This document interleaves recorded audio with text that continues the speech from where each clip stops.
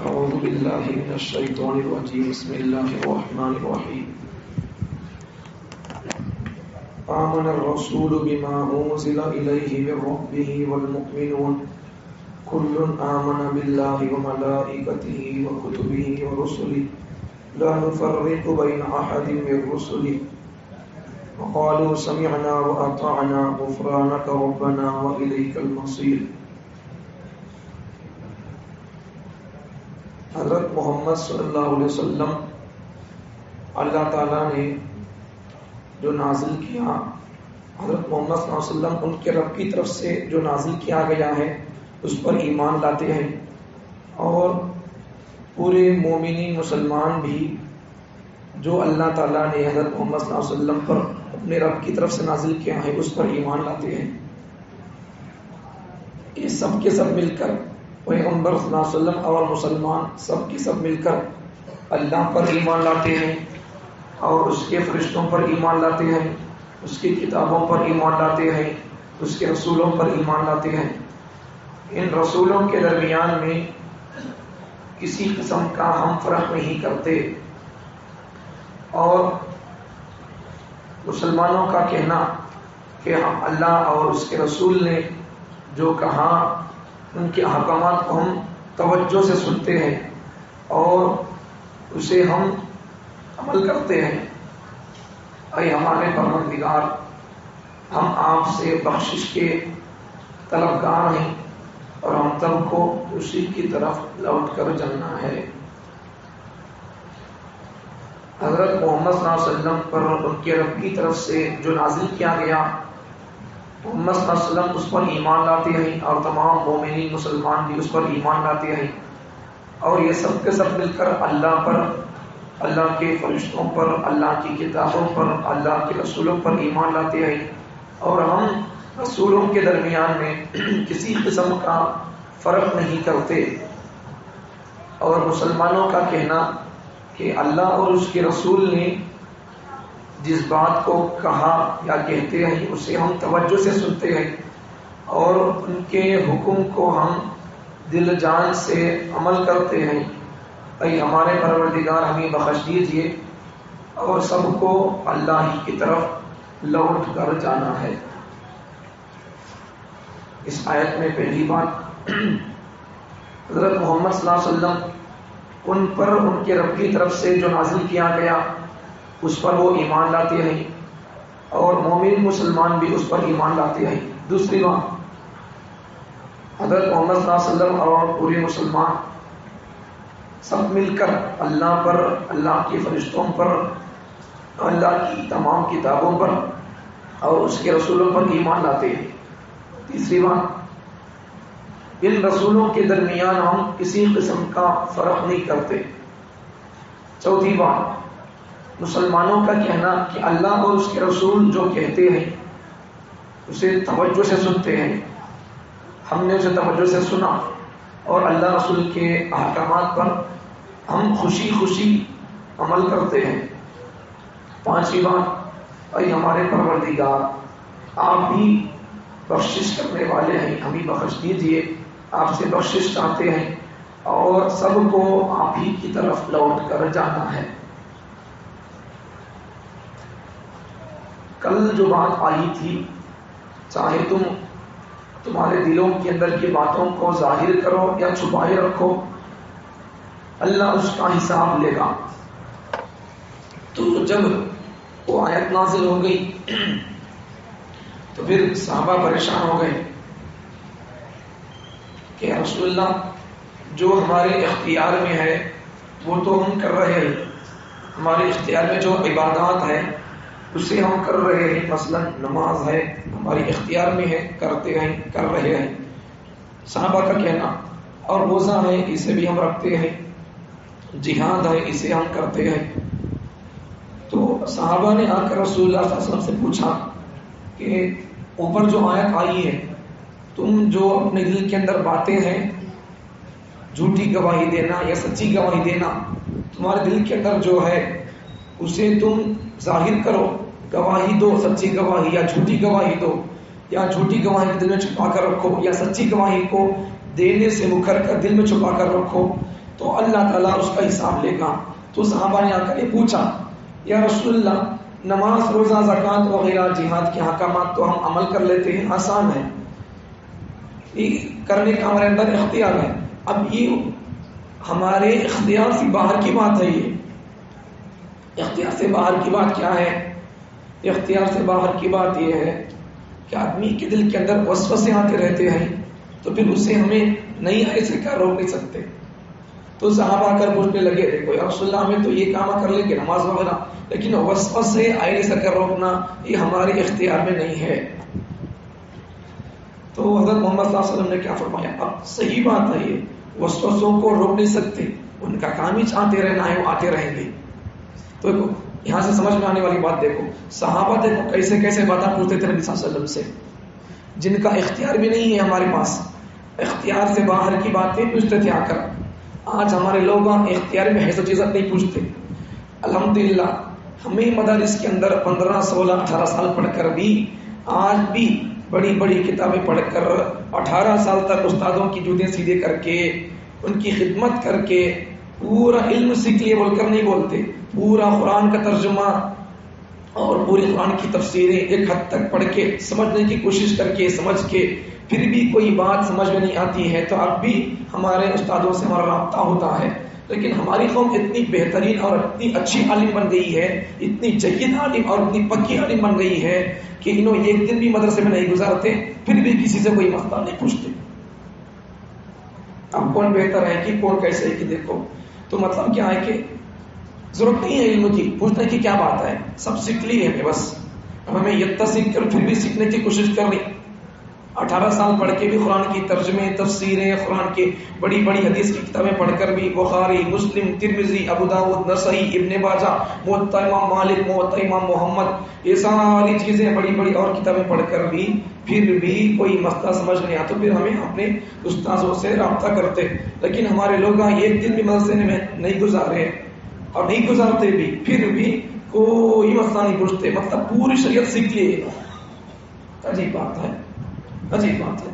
ایسا نہیں ہونا چاہیے. ہمارے کچھ پوری شریعت معلوم نہیں بھی، بہت ساری باتیں ہمارے کو معلوم نہیں بھی ہے، ان سے ہمیں تحقیق کرتے نہیں ملا، پھر اپنے بڑوں سے استاذوں سے پوچھتے ہیں. تو قوم کو بھی چاہیے کہ جو مزاج صحابہ کا تھا نبی کے زمانے میں نبی کی موجودگی میں، تو صحابہ اختیاری چیز تو دور کی بات، غیر اختیاری چیز وسائل اس ذہن میں آتے تھے، دل دماغ میں آتے تھے، اس کا اختیار کنٹرول ہمارے ہاتھ میں نہیں ہے، پھر بھی جا کر نبی سے پوچھتے تھے. تو ہمارے لیے چاہیے کہ ہم نبی تو نہیں ہیں لیکن نبی کے نائبین اور وارثین موجود ہیں، تو ہمیں جو اختیاری چیزیں ہیں کم سے کم اختیاری چیزوں کے بارے میں، زکوٰۃ کے بارے میں کتنے مسئلے معلوم نہیں ہے، سود کے بارے میں، سود کی شکلیں بہت ساری ہیں، پوچھنا چاہیے. پراپرٹی کے مسائل کے بہت سینسیٹیو مسئلہ ہے پراپرٹی کا، تو اس میں مسلمان 100% تو کیا 1% بھی عمل نہیں کرتے. یہ سب مسئلے آ کر پوچھتے ہی نہیں مسلمان. سب پیاری بات، پوچھیں آ کر، میرے سے پوچھو بول کر میں نہیں بول رہا ہوں مجھے فیس دے کو پوچھو بول کر، آپ سے جن کی مناسبت ہوتی ہے جڑتی ہے ان سے پوچھیں. تو میں مجھ سے پوچھو بول کر نہیں بول رہا اور مجھ سے نب کو پوچھو ویسا بھی نہیں بول رہا ہوں. مسئلے کو بتانے کے لیے کیا ہونا ہے، عالم صاحب ہونا ہے، بس اتنی بات ہے، اور ایسا کوئی فٹنگ کی چیز نہیں ہے.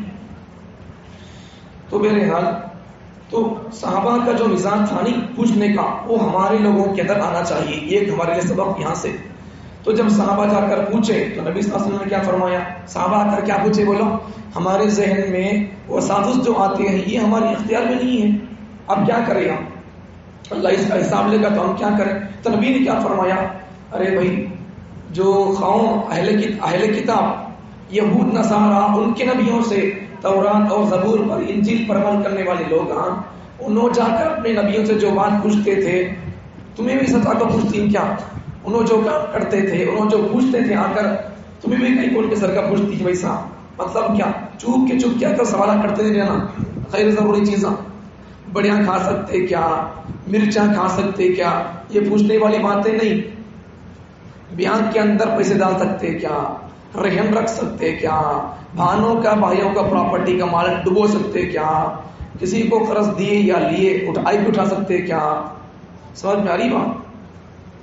دوسری چیزیں اور بھی بہت ساری چیزیں ہیں، تو وہ سب کرنے کی چیزیں وہ نہیں پوچھتے، چھوٹی چھوٹی چیزیں پوچھتے رہتے. تو بنی اسرائیل کی عادت تھی تو چپ کے سوال کرتے تھے، غیر ضروری سوال کرتے تھے، تو ویسا نہیں کرنا، ضروری سوال ہی پوچھو.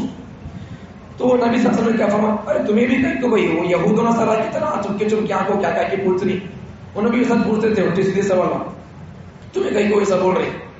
تو یہود و نصارا بھی آ کر کیا بولتے تھے، اللہ جو بات بول دیا ہم اسے توجہ سے سنیں لیکن ہم اسے مانیں گے نہیں، ہم اسے انکار کر دیتے ہیں، ہم اسے اس پر عمل کریں گے نہیں. سنیں توجہ سے، سنتے توجہ سے ہمیں، لیکن اس پر ہمیں عمل نہیں کریں گے، ہم اس کی نافرمانی کریں گے، انکار کر دیں گے اسے.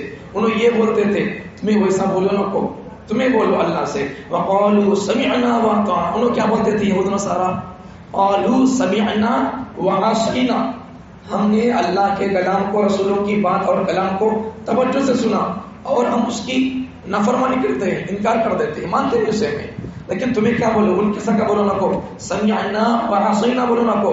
نبی کیا فرماتے ہیں صحابہ سے، تمہیں ایسا بولو، ایسا وقالوا سمعنا واطعنا، اللہ اور رسول کی باتوں کو ہم نے توجہ سے سنا اور اللہ رسول کی باتوں کو ہم نے توجہ سے سننے کے بعد پھر اس کو ہمیں دل و جان سے خوشی سے عمل کرتے ہیں. تم یہ بولو، نبی یہ فرماتے ہیں.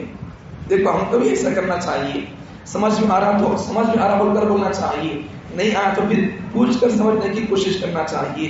تو ایسا مزاج ہو ہمارے اندر صحابہ کا. دیکھو تربیت ہماری کیسا ہو رہی قرآن سے، صحابہ سے.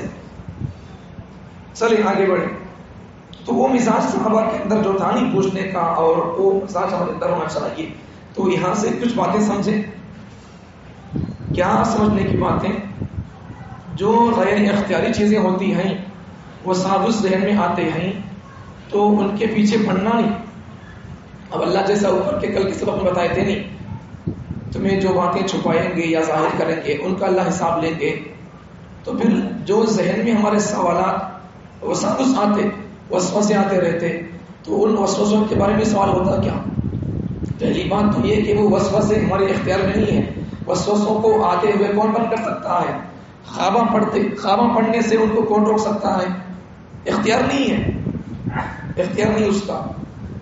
تو پھر جو چیزیں اختیار سے باہر ہوتی نہیں اس پر سوال نہیں ہوتا. پہلی بات، پہلی چیز اور پہلا مسئلہ، جو ہماری طاقت سے اختیار سے باہر کی چیزیں ہوتی ہیں اس پر سوال اور مواخذہ نہیں ہوگا.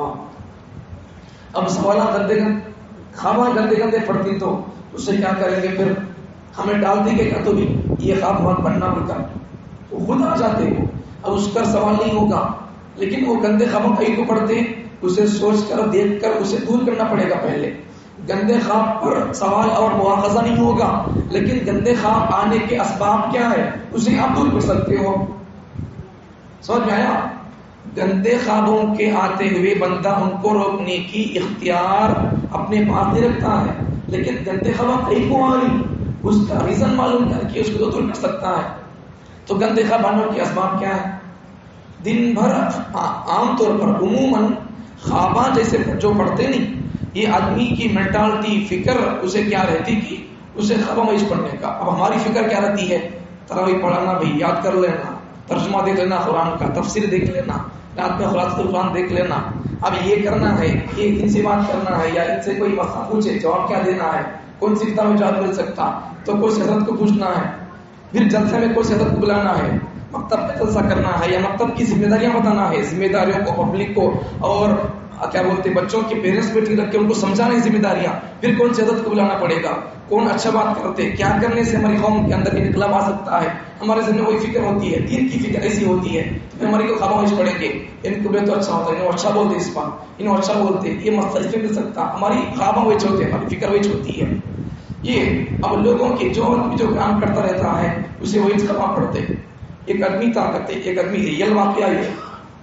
تو ایک جگہ پر ایک شادی ہوئی، شادی میں پورے لوگ رات میں کھا پی کر سو گئے. سونے کے بعد 2 بجے ایک آدمی بمڑیاں مارتا ہوا اٹھا، اللہ اللہ ایو، سب پورا شادی میں بیدار ہو گیا. کیا ہوا، کسے کیا ہوا، کس کا مال چوری ہو گیا، کیا نہیں بولتا. بعد میں پوچھے کیا ہوا تجھے، کیا ہوا، ان لاش سے مار رہا مجھے. کئی کو مار رہا، ارے اٹھوا تو کئی کو لاش سے مار رہا کیسے، ارے بھائی کب لاش سے مارا، بھائی نہیں مارا میں، بول رہا تو بھائی لاش سے مارے کب اٹھا ہوں، اگاڑتا ہوں بڑے مارتا ہوا اٹھا، لاش سے نہیں مارا میں. جو راستے مارا نہیں، ایک مکینک تھا، وہیں کیا بھی نہیں کرا بھائی میرے گاڑی کا میں ککراٹ صحیح کرتا تھا، ان گاڑی کا ککراٹ صحیح کر رہا، اس کے پاس آدمی گاڑی لا کر دیتے تھے، مکینک تھا ان، تو ایک جن آدمی لا کر دیا گاڑی خرابی بول کر، اس کا ککراٹ خراب ہوا تھا، یہ لات مار کے صحیح کر رہا تھا، تجھے کب پھنگا ہے؟ یہ حال ہوتا پھر یہ ریئل واقعہ چلا سو، یہ جوڑ کے نہیں بول رہا. تو ایسا ہو جائے آدمی جو اس کی مینٹل تھی فکر کام ہوتا نہیں، اس کو خوابوں سے پڑھتے، پھر دن بھر اچھے کام کرو، دن بھر قرآن پڑھتے رہو، تلاوت کرتے رہو، صحابہ کی زندگیاں پڑھتے سنتے رہو، قرآن کے احکامات سنتے سمجھتے رہو، پھر خواب بھی ویسے پڑھیں گے، جنت کی باتیں سنتے رہو، صحابہ کا مزاج سنتے رہو، اسی پر غور فکر کرتے رہو، رات کے اندر خواب بھی ویسے ہی پڑھیں گے. سمجھ میں آ گیا؟ تو پہلی بات تو کیا کہ جو ہم چیزیں ہمارے اختیار سے باہر کی ہیں ان پر سوال اور مواخذہ نہیں ہوگا، لیکن اتنی بات تو پکی ہے کہ آنے والی چیزیں کیا ہے، یہ کئی کو آ رہی ہیں، برے خیالات، برے وسوسے، برے خبر کئی کو آ رہی، تو ان کو ہمیں دور کرنا پڑے گا. تو دوسری بات یہ نمازوں کے اندر جو وسوسے آتے ہیں یا عام طور پر آدمیوں کے ذہنوں کے اندر جو وسوسے آتے ہیں ان کا سوال اور حل کیا ہے؟ ان کا حل یہ ہے کہ آدمی کو چاہیے اگر کسی اسلام کے حکم کے بارے میں اشکال اور ڈاؤٹ ہے تو جن کا علم پختہ اور مضبوط ہے ان کو پوچھ کے اس اسلام کے حکم کے اندر کیا راز ہے، کیا حکمتیں ہیں، اسے معلوم کر کے اپنے ذہن کا خدشہ اور سوال اور اشکال کو ڈاؤٹ کو دور کرنے کی کوشش کرے، دل کو اس حکم کے بارے میں صاف شفاف بنانے کی کوشش کرے. اچھا، اور ایک پہلو کیا، نماز کے اندر وساوس کا آنا، نماز کے اندر بھی وسوسے آتے رہتے، اسے کنٹرول نہیں کر سکتے، باہر نہیں کر سکتے، اسے وہ بھی غیر اختیاری چیز ہے، اسے کیا کرنا چاہیے؟ تو نماز کے اندر اصل میں جو وسوسے آتے ہیں یہ پہلی بات شیطان کی طرف سے آتے ہیں. انسان اسے سوچتا نہیں، شیطان ڈالتا رہتا ہے. اب شیطان نہیں تو اب کیسا آتے، پھر شیطان کو اللہ خیر کر دیا تو اب بھی آتے تو وسوسے نمازوں کے اندر. اب اس کا جواب کیا ہے؟ جواب نہیں ہے، کیا ہے؟ سنیں جواب کیا ہے. شیطان تو نہیں ہے لیکن 11 مہینے تک شیطان اثر کر کے چلے گیا. جیسا مغرب ہونے کے بعد دھوپ نہیں رہتی لیکن دھاوے کے اوپر ابھی گرمی موجود رہتی ہے. دن بھر 11-12 گھنٹے صبح سے 7 بجے سے 5-6 بجے تک دھوپ جو مار کر چلے گئی نہیں، اس کی گرمی ابھی شام کو سورج ڈوبنے کے بعد بھی تھوڑی دیر، 1 گھنٹہ آدھا گھنٹہ دھاوے کے اوپر گرمی رہتی ہے. دھوپ تو نہیں ہے لیکن اثر موجود ہے. تو 11 مہینے جو شیطان ہمارے دل کے اوپر خباثت اور نفرتیں ڈال کر چلے گیا نہیں، وہ خباثت اور نفرت ہمارے دل کے اندر اس کا اثر بھی موجود رہتا ہے. اس اثر کی وجہ سے انسان کے دل کے اندر وہی وسوسے، وہی چالیں، وہی شیطانی عادتیں، وہی خبیث عادتیں آتے رہتے ہیں. یہ جواب ہے. تو کیا کرنا چاہیے؟ شیطان کی طرف سے جو وسوسے نماز کے اندر آتے رہتے ہیں تو وہ تو اس پر آدمی آتے رہتے ہیں تو اس پر کوئی مواخذہ نہیں ہوگا، لیکن آدمی کو خیال آنے کے بعد، وسوسہ آنے کے بعد، ارے میں نماز بھی ہوں بول کر آدمی اپنے آپ کو سوچ لے، سمجھ لے میں نماز بھی ہوں، میرا خیال کیوں جا رہا، میرا خیال کھیل کی طرف جا رہا، میرا خیال میرے تجارت کی طرف جا رہا، میں نماز بھی ہوں، سو میں بعد میں کریں گے خیال اس کے بارے میں بول کر نماز میں ابھی توجہ دینا، میں نماز میں ہوں بول کر خیال کرنا چاہیے. وہ خیال آ رہا، آدمی اس خیال کے پیچھے چلے جا رہا، خیال کے پیچھے چلے جا رہا، تو پھر اب کیا بھی نہیں بول سکتے اسے. نماز کے اندر توجہ نہیں رہتی، کتنے رکعت ہوئی ہے، کون سا سورہ پڑھی ہوئی، یاد نہیں رہتا ہے. تو اس لیے خیال آنا بری بات نہیں ہے، بلکہ بعض بزرگ فرماتے ہیں خیال آنا ہی یہ نماز کے قبول ہونے کی علامت ہے. جس کے دل کی نماز کے اندر خیال آتا ہے، وسوسے آتے ہیں، نماز سے توجہ ہٹ جاتی، سمجھو کہ اس کی نماز اللہ کے پاس قبول ہو رہی ہے. اس لیے کہ جس کی نماز یا جس کا ایمان مضبوط ہوتا ہے شیطان بھی اس کے پیچھے ہوتا پڑ جاتا. اب اس کی نماز اللہ کے پاس شاید قبول ہو رہی ہے، اس لیے شیطان کیا کر دے رہا، اس کی توجہ کو ہٹا دے رہا. ایمان اس لیے جب توجہ ہٹ جائے نماز سے تو کیا کریں، وہ توجہ کے اس وسوسے کے پیچھے نہ بھاگے، اپنی توجہ کو واپس پائیں. ارے میں نماز میں ہوں، نماز میں مجھے خیال کرنا چاہیے، کون سا سورہ پڑھ رہے نہیں پڑھ رہے، کیا اثر کی نماز میں، پھر خاموش چپ کے رہنا ہے، نماز میں بول کر توجہ سے سب ایک جگہ دیکھتے رہنا ہے. اتنی بات ہے. تو سمجھ میں آ گیا پورا سبق کا خلاصہ. تو پہلا سبق ہمارے آج کے سبق سے کہ جو چیزیں غیر اختیاری ہوتی ہیں ان کے پیچھے اتر پڑنے کی ضرورت نہیں ہے. اگر وہ چیزیں اور وہ وسوسے خیالات خوابیں آتے رہتے ہیں تو اسباب معلوم کریں کہیں کو آتے ہیں، ان کا حل جاننے کی کوشش کریں۔ دوسری چیز ہے آدمی کو نماز کے اندر توجہ پیدا کرنے کے لیے، یہ سبق یہ بات یاد رکھیں، نماز کے اندر توجہ پیدا کرنے کے لیے آدمی ہر ہمیشہ ذکر میں رہے۔ قرآن کی تلاوت بھی ذکر ہے، نماز بھی ذکر ہے، اور دوسرے حلال کام کرنا یہ بھی ذکر ہے، لیکن اس کے علاوہ بھی اللہ اکبر سبحان اللہ، یہ حقیقی جو ذکر ہے نہیں اللہ پہ کا تسبیح، یہ ذکر کے اندر بھی آدمی توجہ لگائیں اور زیادہ ذکر کرتے رہیں، تو پھر نماز کے باہر آدمی اگر 75% اللہ کے ساتھ رابطہ کر کے توجہ غائب کر لے گا تو پھر 25% اب باہر ان پہلے پوری تیاری کر لیا، 75% تیاری کر لیا، اب نماز میں جا کے سے بڑی مشکل کرنے کی ضرورت نہیں پڑے گی، پہلے سے اللہ کو یاد کر کو اللہ سے مانوس ہو گیا، اللہ سے رابطہ اس کا مضبوط ہو گیا کانٹیکٹ، تو پھر نماز میں کھڑنے کے بعد اسے اتنے وسوسے نہیں آئیں گے جتنا اگر آدمی کو پہلے سے آتے تھے، ذکر کرنے سے پہلے ذکر نہیں کرتا تھا تو جب وسوسے آتے تھے، اب آدمی ذکر ہمیشہ کر رہا تو پھر اب نماز جو پڑھے گا ذکر کے بعد تو اس کی نماز کے اندر توجہ ہوگی، وسوسے کچھ نہ کچھ کم ہو جائیں گے، تو پہلے سے آدمی تیاری کرے نماز کے لیے، آدمی پریپیئر ہو جائے، ہمیشہ اگر آدمی ذکر رہے گا تو شیطان اس کے اوپر حملہ نہیں کرے گا، جب آدمی ذکر سے غافل ہو جائے گا آٹومیٹک اس کی طرف شیطان کے حملے شروع ہو جائیں گے، شیطان کی طرف سے وسوسے آنا شروع ہو جائیں گے، تو اس لیے نماز کے اندر توجہ پیدا کرنے کے لیے آدمی کو چاہیے کہ آدمی ہمیشہ ذکر میں رہنے کی کوشش کرے۔ اس کے علاوہ صحابہ کا جو مزاج تھا، کسی بھی سوال کی چیز کے بارے میں سوال پوچھنا ہے، معلوم کرنا ہے، تو یہ مزاج اپنے اندر پیدا کریں، اس سے علم کے اندر بھی پختگی اور مضبوطی آئے گی، معلومات کے اندر اضافہ ہوگا، اور ہمارے احکامات اور ہمارے کو جو مال ہمارے پاس ہے، زکات دینا ہے، پراپرٹی تقسیم کرنا ہے، دوسری جو چیزیں ہیں ان کو ہمیں اسلام کے مطابق ادا کر سکتے۔ اللہ تعالیٰ ہم تمام کو اللہ کے کلام کو شوق سے سننے کا صحابہ کی طرح مزاج اور موقع اور جذبات عطا فرمائے، اور عمل کرنے کا بھی خوشی سے جذبات عطا فرمائے۔